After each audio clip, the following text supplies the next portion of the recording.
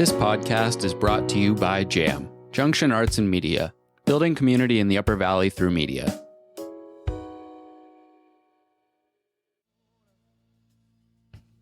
Hello and welcome to another episode of Going to Dismas. I'm your host, Jeff Backus, and today I have with me my first guest from the Women's Dismas House, Sheena. And you're not currently on the council. I am on the council. You are on the council. I'm just not the chair of the council anymore. Okay. I thought you might be a committed member. You will be someday. I am a committed member. Oh, you're both? Yes. Well, that's outstanding. I'm happy to hear it. All right, well, let's start with Sheena. We had a scheduling conflict with the original plan for today's podcast, so up till about an hour and a half ago, Sheena didn't know she was doing this. What was going through your head on the hour drive over to White River from Rutland, being blindsided with this ask? Luckily, you played some of the podcasts for me, so I had a better idea of what to expect. So I wasn't completely blindsided. I feel a bit more comfortable speaking, and I kind of thought about what I was going to say and maybe some of the questions I was going to be asked and some of the answers I would say. So I feel a bit better now. Good. I mean, it's a low pressure thing. Everybody starts off a little uneasy, and then it turns into the fireside chat. All right, Dee, we touched on you're on the council, you're a committed member. What's your story of involvement with Dismas? How'd you come to be where you are? I was acquainted through church with, well, first of all, when Rita McCaffrey came to Grace Church in Rutland to pitch Dismas, and Dismas in Rutland was just, she was trying to get that going. She and other people, but she was, of course, instrumental. And I remember her coming to the pulpit and talking about Dismas, talking about second chances, talking about this house and this idea. And Grace Church fell in. We were just all in. And that was 30-something years ago, I think. So it was always something that we supported, that Grace Church supported, and I'm a member of that church. A little bit later, we had a choir director who, and I'm not sure how he became interested, but he felt like going to cook, having a cooking group to go to Dismas would be a good thing. Was anybody in the choir interested in doing that? And we had a group of people who were. We went in and out. There were different ones of us, different times that cooked, but mostly it was one particular group.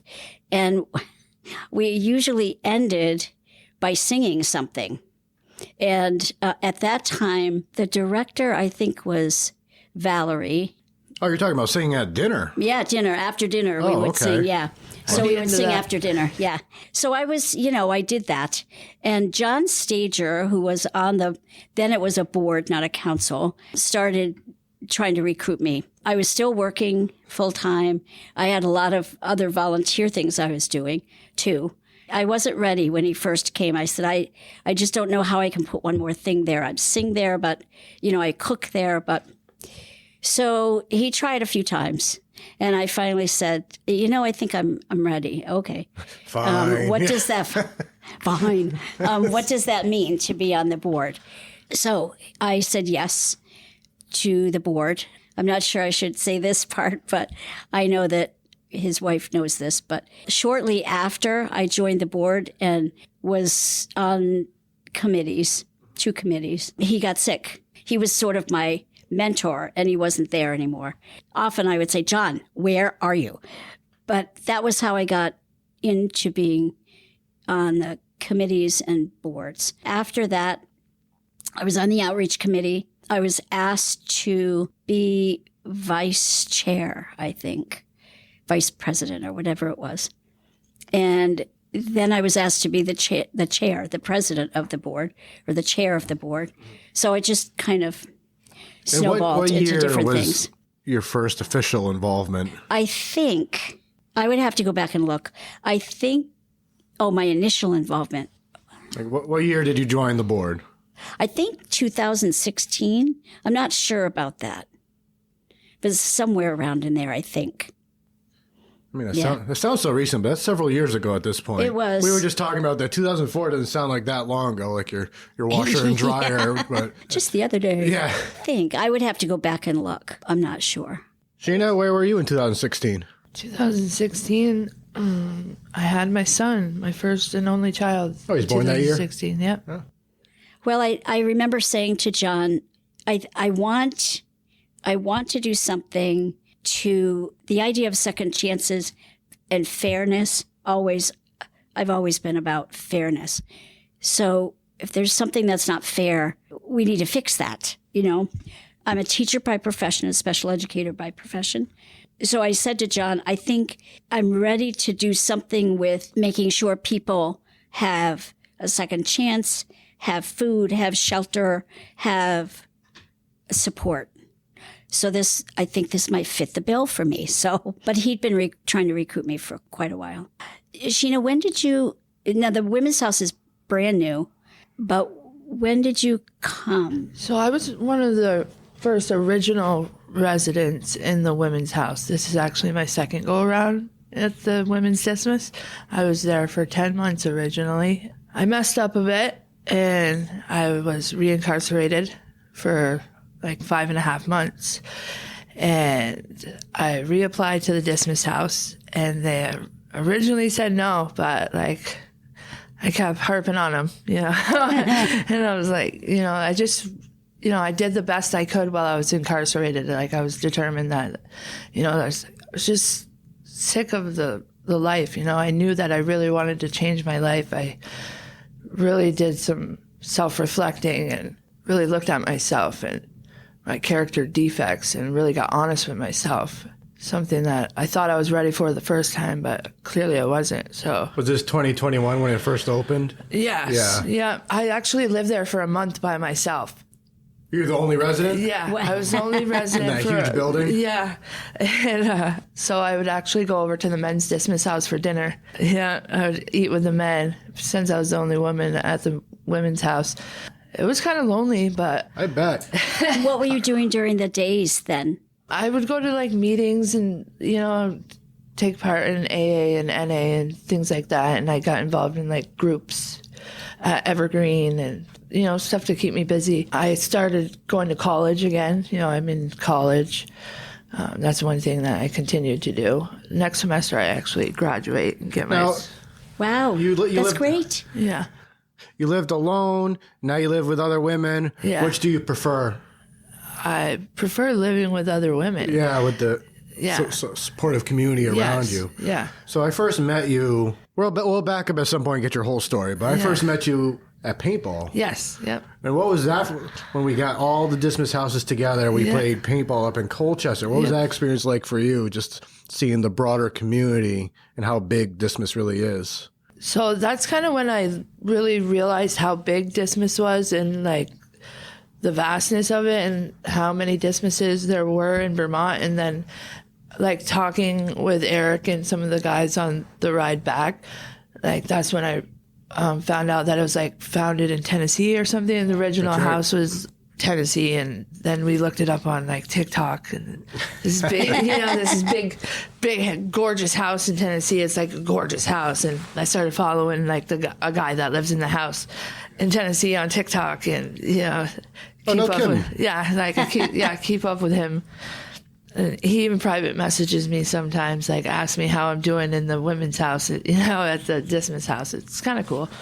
We should take a road trip, go check out the let's go. national It's house. gorgeous. They have a whole rooftop. I've seen pictures. It's amazing. I want It's to visit really, it. We're all it's we're really based cool. off that. Yeah. So Yeah, it's beautiful. Yep.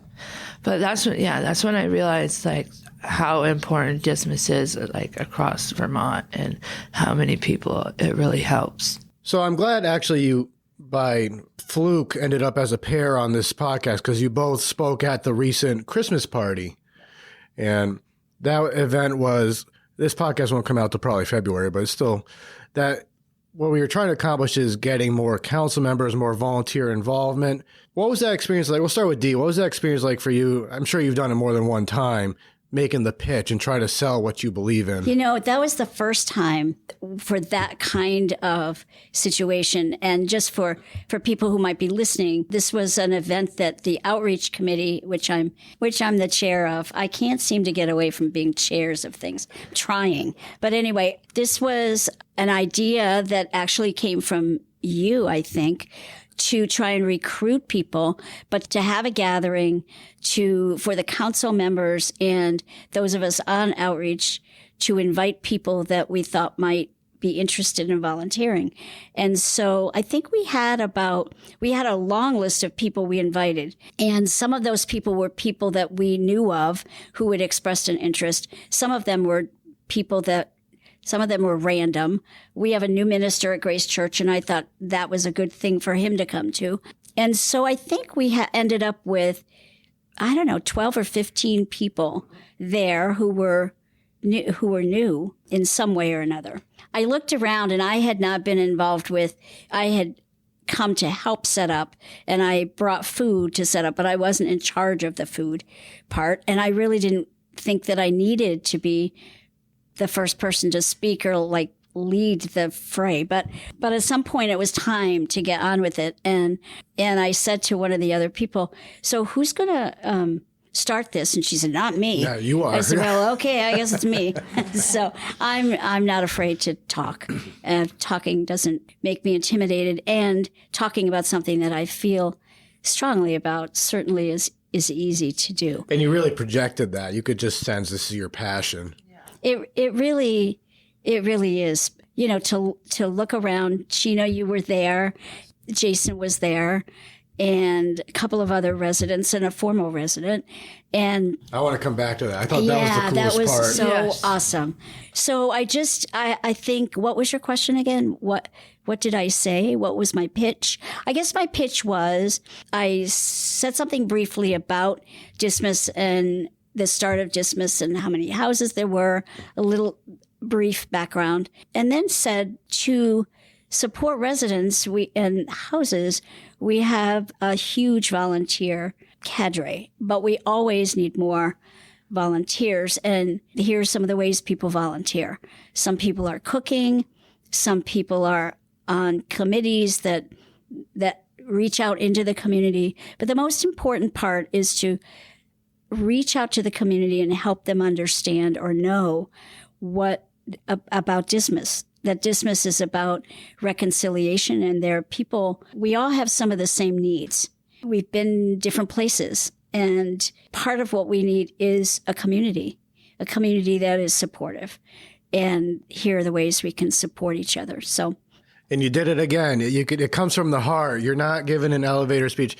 Carol Barbagallo did the same thing. She started talking, and it just came from the heart. I thought it was a very powerful she was presentation. worried about that. I said, Carol, it was so wonderful because it wasn't written down. It was something that came out of you. So let's go back to the former resident, Shelley, who was there, and she has an open invite to come on this podcast soon. But I thought that was one of the coolest things. She lived at Rutland Dismas House probably 10 plus years ago at this point. Yep. And now she's coming. She attended the event, and she's going to be a council member. She is. Was she confirmed? Or Yes. That was great. She came to the house, I think, a week or so after and ate dinner with us at the women's house. And what was that like for you, seeing someone so far removed from living at Dismas 10 years later? It was just such an inspiration. You know, it gives everybody, I think all the women sitting around at the table, hope that we can be in her footsteps too. We can follow in those footsteps. We can recover, and we can make something of ourselves. You know, it's like she shared her story, and Wow. it was a rough one, you know. Well, she intimated that at the gathering. She didn't tell us everything, but her son was there with her, and I didn't know that she was a former resident until that you and Jason had spoken, Right. and I had spoken. Carol had said something, and she was sitting beside where I was, and she raised her hand and she said, "I feel like I want to speak." And she told us, I mean, others knew who she was, but I didn't. I met her at the putt-putt thing, and Okay. I still had no idea. Yeah, me No either. idea.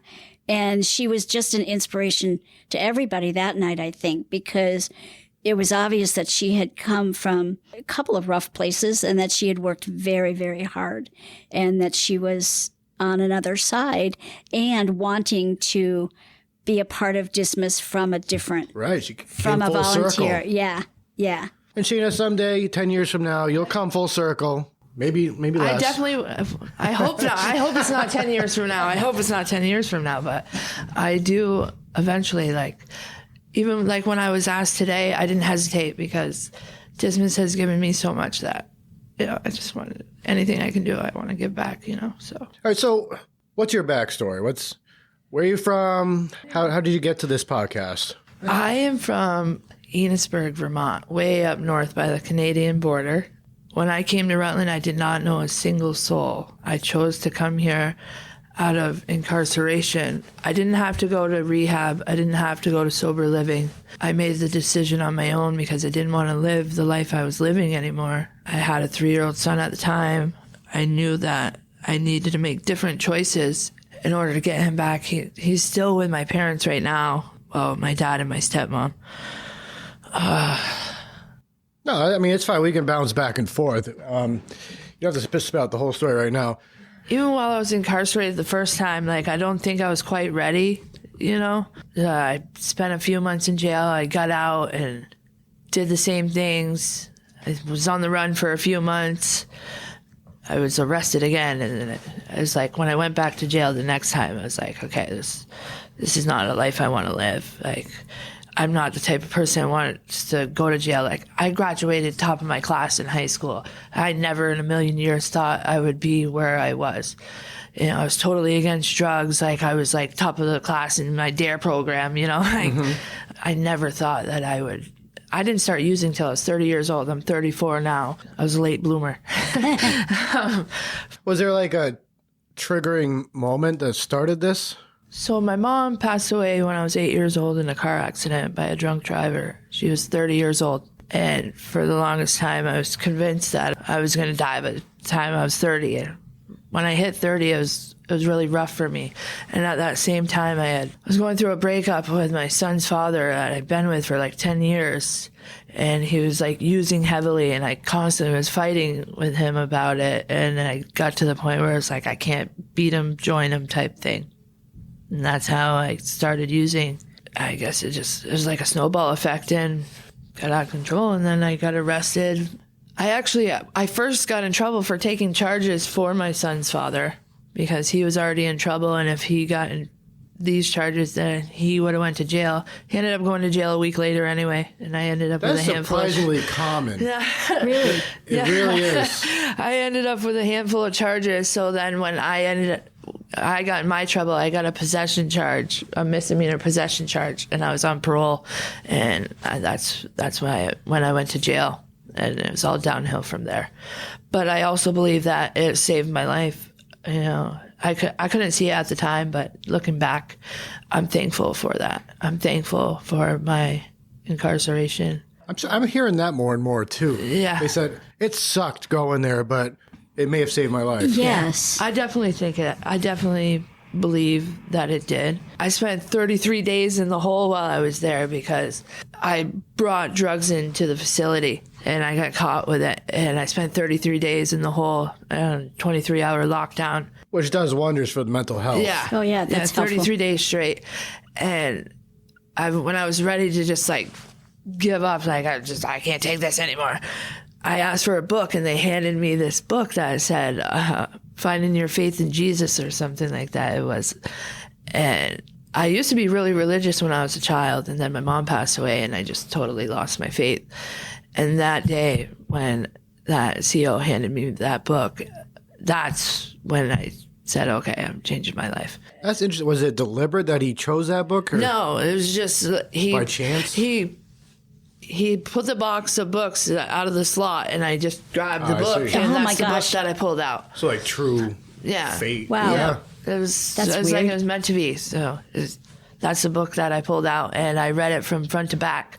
And the next day they let me out of the hole. That's when I decided I was going to change my life, and that's when I decided, okay, I'm going to go to rehab. I'm going to go to sober living, because I was listening to the podcast where I think it was Seth. He said like 49% is like me and 51% is my hometown. I firmly believe that. And I know that a lot of it was where I was at. So I knew I had to get away from there. I haven't been to my hometown in over 2 years now. A week ago, one of my closest friends just passed away over an overdose. And I know I can't go home for her services because I know I'm not strong enough in my recovery for that. I know her brother and her mother understand that. I explained that to them. That takes some serious self-awareness. It really does. And, it also takes something special to pull out a book like that and say, this is some sort of sign. I mean, you have to be open in order to do something with that. I've been seeing those more and more. So since I've been in recovery, I go to meetings a lot. I've found my higher power. I have a sponsor. I work the steps. I go to celebrate recovery. I'm very spiritual now. I pray every day. I meditate every day. They say that you'll see those promises, and little by little, every day, I see the promises, creeping up on me. I think that none of this would even be possible if I wasn't here at the Dismas house. I know if I wasn't and I was home that I'd be doing the same things. But what about Dismas house? I mean, you could have left Enosburg and gone someplace else and tried something else away from town. But what was it about the opportunity at Dismas that was the most helpful?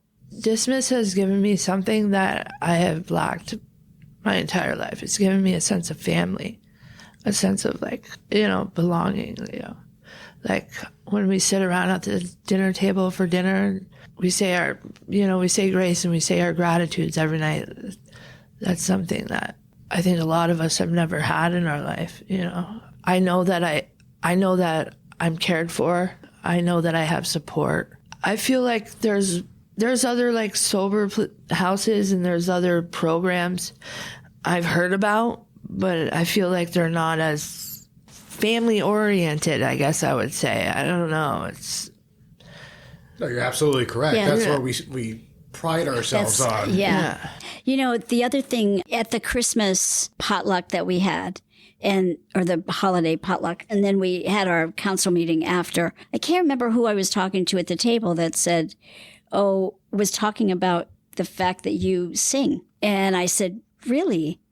Really? And she said, oh, yeah, singing is a really big part of her life. Yeah. And I sing, too. Do you guys want to sing for us? No, we're not going to sing for you. Well, I can't speak for Sheena. I can tell you I'm not going to sing for you. And I said, I need to talk to that girl. Is she singing? Where is she singing? Or is she involved with singing? And you and I talked about it briefly before we came over. But part of Dismas, too, part of reconciliation is, who are these people?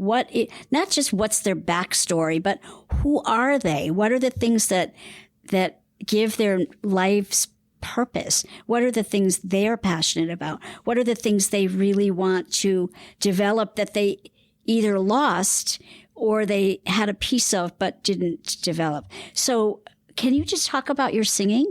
Because that was pretty special. Yeah. So in high school, all through middle and high school, I was a singer in the choir. I went to New England. I was one of 30 sopranos in the national choir. I had a full scholarship to University of Miami for performing arts. I didn't go because my high school sweetheart wouldn't move to Florida with me. I was with him from the time I was 16 to 23. He's a jerk, by the way. Yeah. Yeah. So I always say everything in life is a lesson or a blessing, and I have no regrets, but I feel like that's probably the one and only regret I have in my life. Letting that go is like a big piece of me. I sing for fun all over the place. I used to go out and sing karaoke all the time. Even like I'd go to the bar sober and sing karaoke. I got shut off at a bar one time when I wasn't even drinking. Yeah. Stop I singing. hadn't even had a drink and I got shut off. I was like, "Are you kidding me?" Just because I was singing karaoke and having a blast. Apparently I was too drunk, but I was stone sober. I never in my life got shut off, and when I did, I was sober. But it makes me think part of being in a community is having people or seeing opportunities or having people say, come and do this with us. And when I heard that you were a singer, I was like, she needs to sing. Where's she singing? I mean, if she wants to sing, that's the other thing. Do you want to sing? But I think that's part of what a lot of us in a community are familiar with, is having a group of similar people who say, let's go do this. And it strikes me, I don't know, because I still think, even though I've been attached to Dismas for a long time, I still feel like there are things that I'm ignorant of. And it strikes me that the stories that I've heard, that sometimes that's a piece that either has never been there or has been lost, is this group of similar people doing positive things that you could do too, that you would want to do. Having the group or having the people in the group that say, come on, do this with us. That's both sad, very sad to me, because I've always had that. And it's also a great opportunity to be able to do that with somebody else, to meet somebody else and say, do you want to do this? Come do this with us. I'm that person in the women's Dismas house. I go to a lot of meetings, so I have like a lot of sober friends, and I go to bowling on Saturday night. Now we got to switch it to Friday because Saturday we're going skating and karaoke at George Eddy Park. But I go to bingo on Thursday nights, and when new people come into the house, like I'll be the first to recruit them, you know, like to get them out of the house and do things and show that you can have sober That's a very fun. important element to a successful house, It having that really person. is, yeah. Because I know like the dangers of isolating, and especially when new people come into the house, and if you don't know anybody, and you know how scary it can be. Yeah.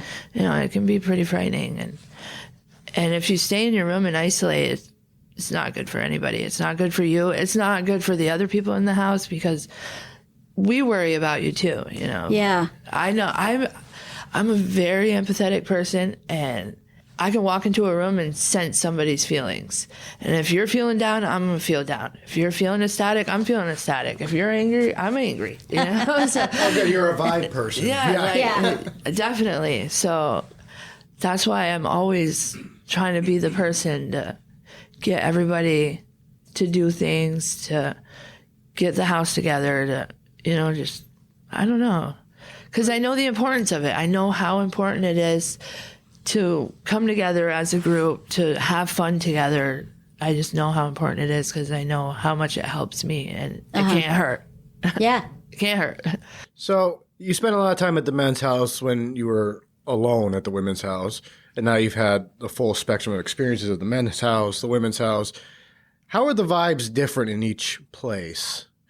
So I still spend time at the men's house because my boyfriend lives at the men's house, Jason. Oh.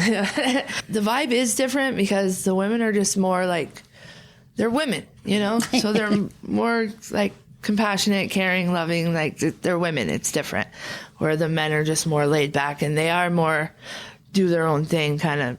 They're men, you know? So the vibe is different. Like, even Jason will come over and hang out at the women's house a lot, and he even says that it's like his second family, well, third family, because he's got his Dismas house and the women's Dismas house. But it's a different vibe, but you know that everybody cares about everybody. But it's definitely a different vibe. Like, I celebrated Christmas, like, at the men's house and the women's house.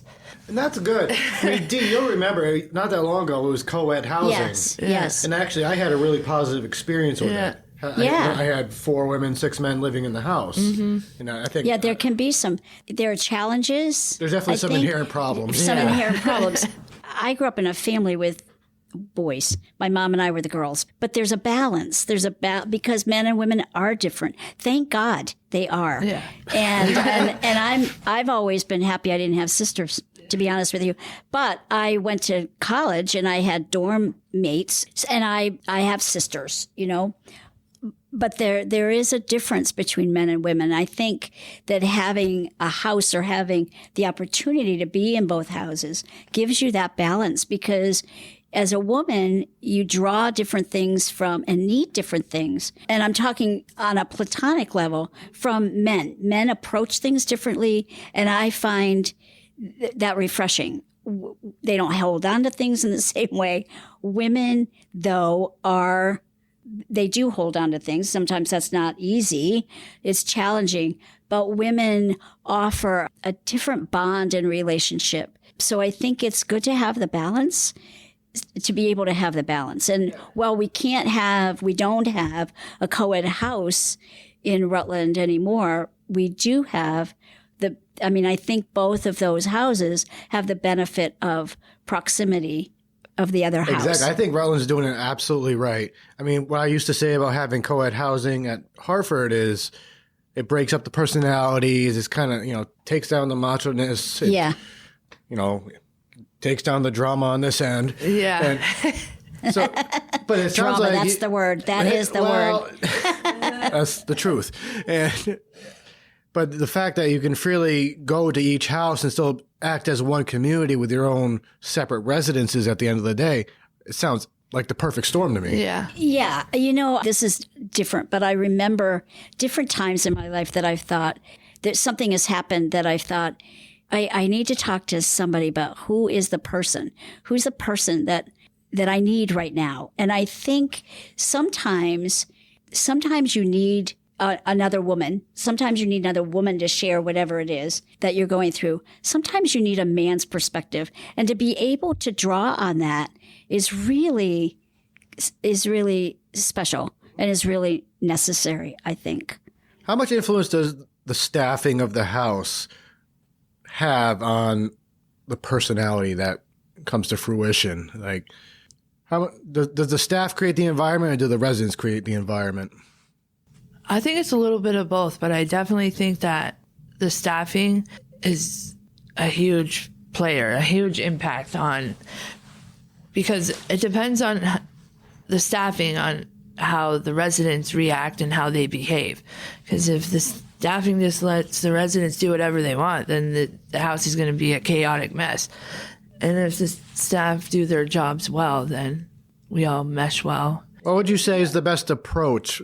Like, say if you were a house director, what do you think is the best approach to helping facilitate success? I mean, you got to have some boundaries, but you got to have a lot of empathy. I mean, it's a dance. I think you have to have empathy, but you have to have understanding, empathy. You definitely have to have boundaries, and you need to.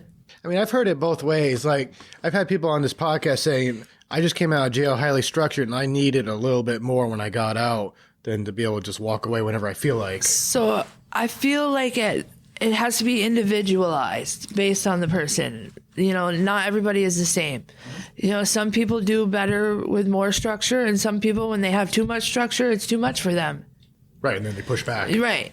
So I've seen that. I've seen it with my own eyes. Yeah. I've seen that. I've seen success and I've seen failure with two people doing the same thing. Depending on their personality and what they're doing. They're doing the same exact thing, and one person succeeded and one person failed miserably. And it's the same person telling them to do the same things. They're doing the same things. And it's an approach. Yeah. Yeah. I think, and this is from sort of the outside. I mean, I'm not a resident and I'm not a staff person, but one of the council's job is to be supportive of both those groups. I've learned a lot since we've had the women's house. Now, these are things that I probably knew, but I wouldn't conjure these up myself. Men and women have had different experiences of trauma.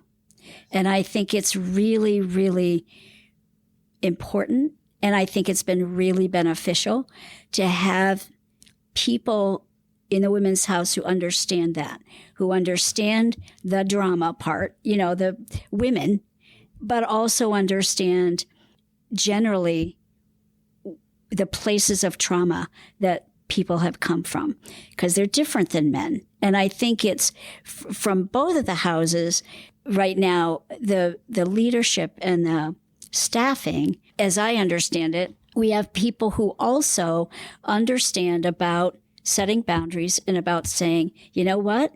This is about your goals for you. And so what are they and what's the plan? I'm going to be helping you with the plan, but this is your baby. And I think that's important in both settings, but I think it's really important for staff to be experienced and knowledgeable about the differences between men and women and the differences in the kinds of trauma we're seeing now in incarcerated individuals and people coming out of incarceration. You know what's really interesting? I said this before on a podcast, I'm going to say it again. When I went through basic training to be a correctional officer in Montana, they had a little section on working with female offenders. And they said, you know, if any of these female offenders are giving you a hard time, the worst thing you can do, and we advise that you do this, is give them the silent treatment. That's what they trained me to do. I never worked with female offenders in Montana, but should I ever come across that situation, I was highly trained to give the silent treatment. Because? They told me women hate that. That's I mean, we've evolved a long way, and Vermont's a lot different than Montana, but... I can attest that that's true. Yeah. That is true. I just wondered if there was explanation. It is true. I agree with you. We didn't get into the psychology of it. That's what we were advised to do. And it was men who told you that, right? Well, yeah. Yeah. Well, yeah. Yeah, just stop talking. Okay. Yeah. It is the worst thing. Like, I'll tell you. It might also, at times, it's what gives you the most information. Because sometimes it elicits some talking from the other person when you are some silent. people get uncomfortable in silence and then they'll spill their guts. Sure. Yeah. So Sheena, can we talk about a little bit what the female jail experience is like? I haven't touched on that at all in this podcast. I haven't had an opportunity to talk to anybody really that's been there. How does it differ from what you've understood the male experience to be like? And I'll get you started, because when I had female offenders at the Hartford House, they were very adamant that they were under a lot more scrutiny in the jail. They got written up for a lot smaller things. And it was just, and in a previous podcast, somebody from the DOC was talking about it, and they said, well, that partially comes from society's expectations of women and how they should behave and act, and that we're working our way out of it. But it was acknowledged. So, I mean, how was it for you, and how does it differ? I agree with that. There was a few times I got written up for ridiculous things, like slamming my door too hard or something like that. And it's like, I got a major for disrupting the running of the facility. And I have a seizure disorder, and they try to put me on a top bunk. And my lower bunk pass had expired the day before, so I refused to get on the top bunk. And they wrote me a major and dragged me to Foxtrot. It's like ridiculous things like that, you know. It's like another one is like when I first got there was a lot of things going on within the jail with like sexual misconduct and things like that. There was like officers doing drugs in the facility, and it was like a bunch of stuff when I first was incarcerated that was going down crazy within the jail.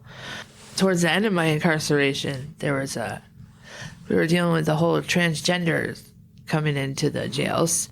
There was a lot of like sexual misconduct going on with the transgenders, and that was a big deal within the jails. And also the Burlington jail, the Chittenden jail, the like capacity of it, like the men's jails are normally like 2 men cells. Well, the 2 men cells in the Chittenden jail, we're having 4 women in what's supposed to be originally a 2-man cell. So we are having 4 women in this little cell. You know, 2 sets of bunks? 2 sets of bunks in, you know, what's supposed to be originally a 2-man cell. Then it's like COVID, so we're locked in our cells.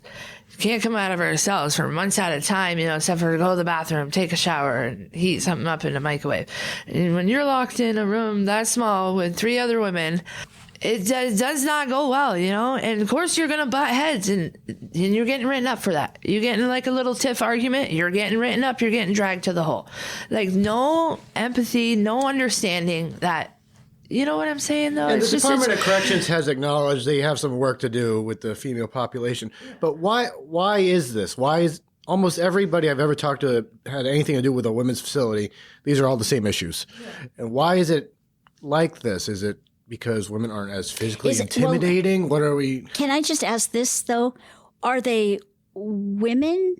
No, Or 99% of the COs are men. Okay. And I think that is... Which is an interesting dynamic to think about. Yes. I think that's like a big part of it, honestly. I do think that is part of it. They just don't understand. And they were supposed to take of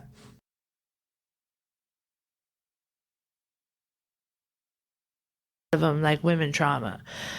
Especially so many women have domestic violence, sexual violence trauma. So when a man, is like going to put cuffs on you or raising their voice, or we're going to react in a certain way. And usually it's not anger, it's fear. And a lot of times, even if it is anger, it's more like it comes out as anger, but it's fear. And they don't understand that. And they just, we're punished for being scared. And it's a big issue. And I think something needs to be done about it. Right, which, traumatizes the trauma all over again. It does. And a lot of people have PTSD, and it's just, I think I've witnessed situations where people react in that moment, and you can tell they're not even there in that moment. Like there's nothing there in their eyes. They're reacting in a PTSD moment, and then they're getting punished for that. Then they're spending time in the hole, isolated by themselves, and just being punished for more. And how is that helping anybody? It's not helping anybody. It's not helping them. Well, it's good to definitely a know problem. if the DOC is, making changes that way. They're trying. supposed to. I mean, I know that they're aware, and I hadn't seen it the whole time I was there. But yeah.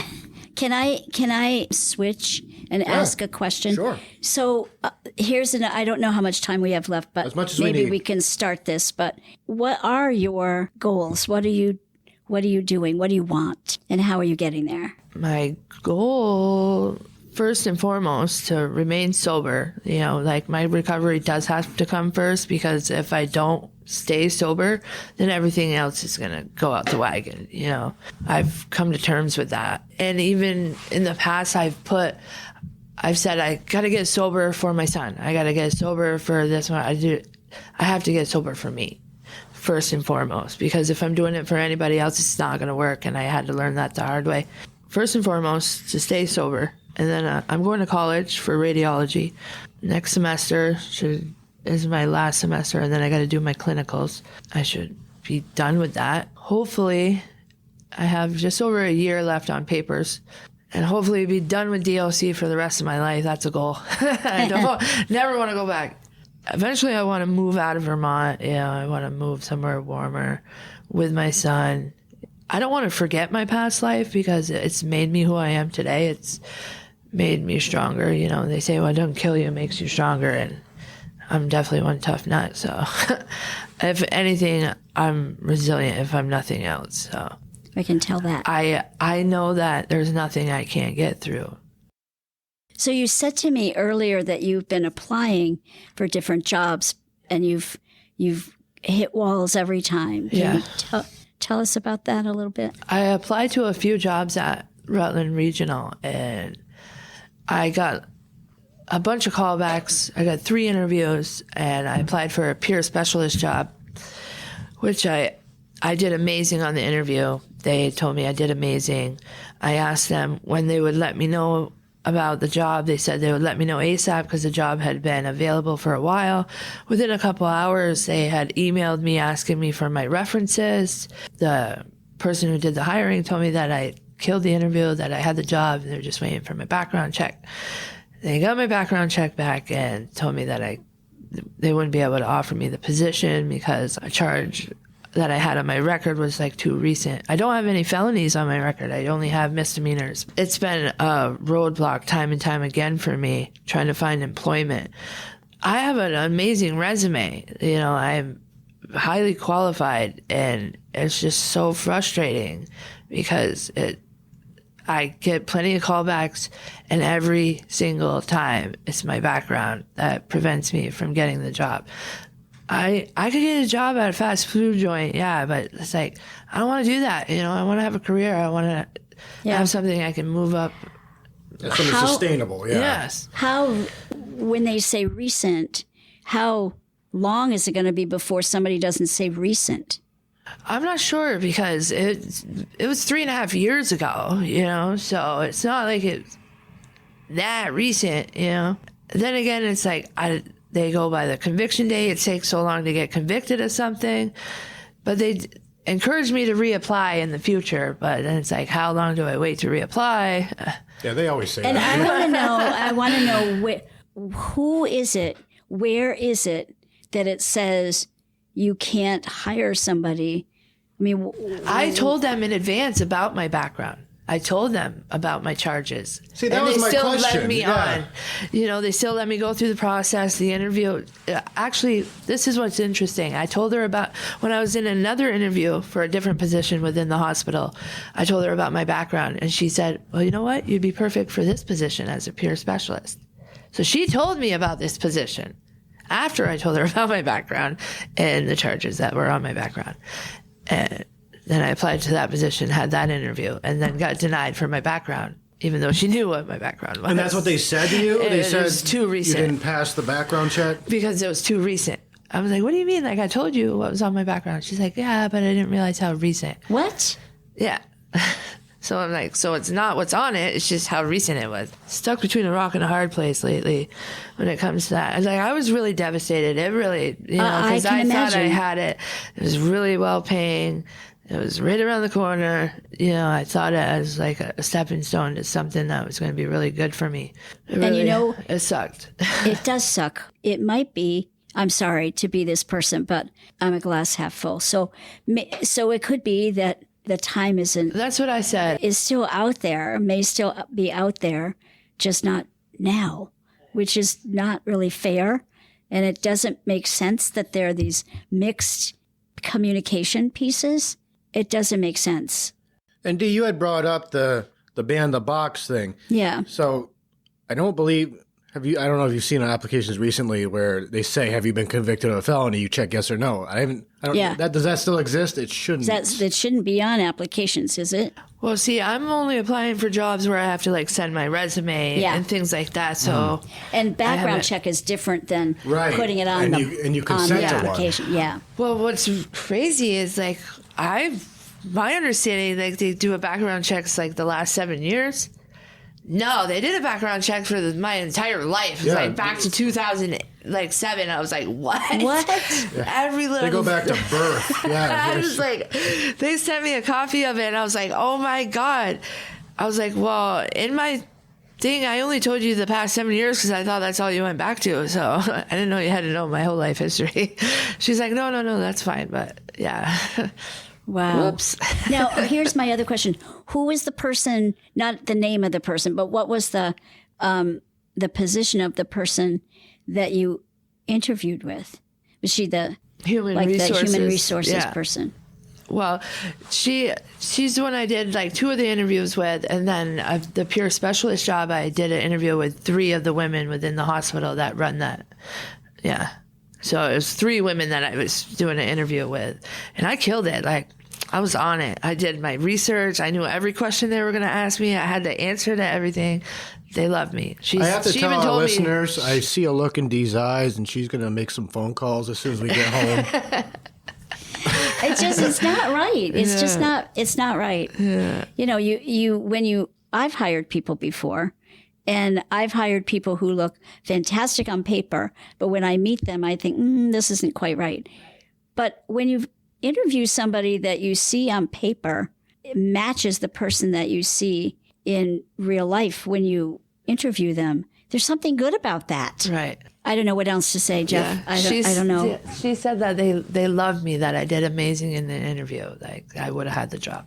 And blah, blah, blah. Why don't I have the job? I know. Then it's kind of like a slap in the face to hear that, really. You know what? So she said, apply again. Yeah. You know what? I would inundate them.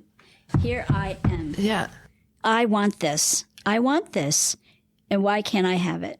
Well, by that And then time, when they I'm offer gonna you have the my job, degree. you say no thank you. Yeah. It's like, actually, no, I'm gonna have like radiology technician job instead, making way more. So, thanks. Are you enjoying doing that? Yeah. I just finished the semester with A's, and then next semester I'm taking 3 classes. It'll be my last 3 classes. Then I do the. What about that clinicals. appeals to you, radiology? I broke 23 bones in my body. I've had a lot of X-rays. Might as well do it myself.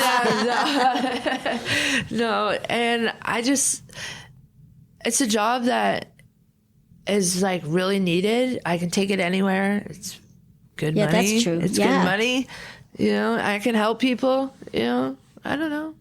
Do they do traveling radiologists like they do traveling nurses? Like go take 3-month stints wherever you want? Yes, they do that. You make more money that way, too. They're in such high demand. Yeah. That actually even the schooling, they have shortened the schooling. Like you used to have to get like a 4-year schooling, and then now it's like 2 years in the clinicals. Wow. Because they're in such high demand for it Well, here's your ticket to somewhere warmer. Yeah.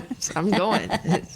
Something you said struck something in me. I was going to ask another question, but I know. Where do you know where your clinical? How much clinical do you have to do, and do you know where that's going to be? I'm not sure, but it was going to be VTC, but all the colleges merged, Yeah. so it should be right at CCV in Rutland. Oh, okay. By the time I'm done next semester, it should be there. They should be doing the program right there in Rutland. That's it. Yay! Yeah. So and then you'll do some time at Rutland Regional, and then you can wave to There the you HR go. when you walk by. Right. Yeah. I think you got a plan. Yeah. Yeah, well, Dismas, like connected me with like Sarah Ames, to get my license back and stuff. So I just like got through all that. And they helped me like pay all my fines off. So I That's should the have other my thing I license wanted back. to ask about. How helpful has Dismas been in terms of connections? The Women's House is the only house, and this is the first time it happened, has a Turning Point recovery Yep. services in-house, in the building. Yes. And what you just mentioned another connection, like how much more is Dismas than just the internal house? Like, See, so that's what I mean by like they've helped me so much as far as they haven't just helped me within the house and being supportive and like the family environment. They've helped me with connections in the community, getting back on my feet with the things I need to do well on my own when I leave Dismas House. Mm-hmm. They connected me with Sarah Ames, to get my license back. They connected me with Turning Point, where I have a recovery coach. And I also do another group through them, who I also became not just a recovery coach, but friends with, And they know people in the community that they have connected me with other people. They know people.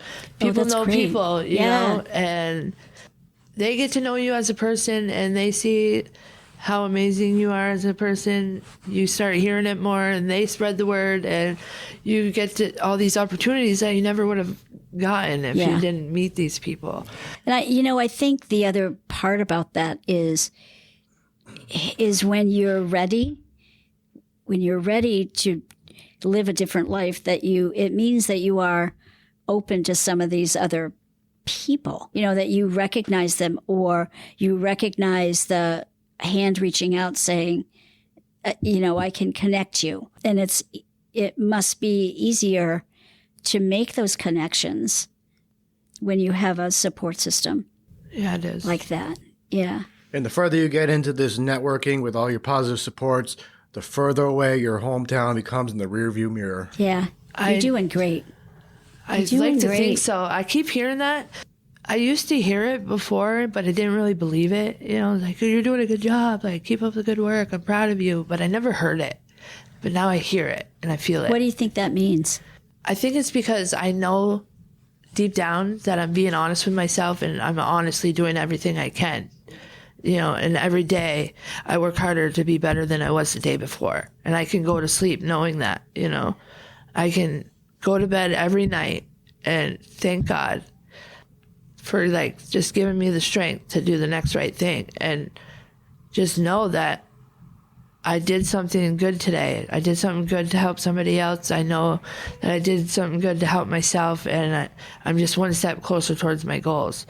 I just got to keep reminding myself that easy does it. Sometimes I feel stuck a little bit because I feel like I'm not where I need to be yet. I don't, in my addiction, you want instant gratification, you want it right now.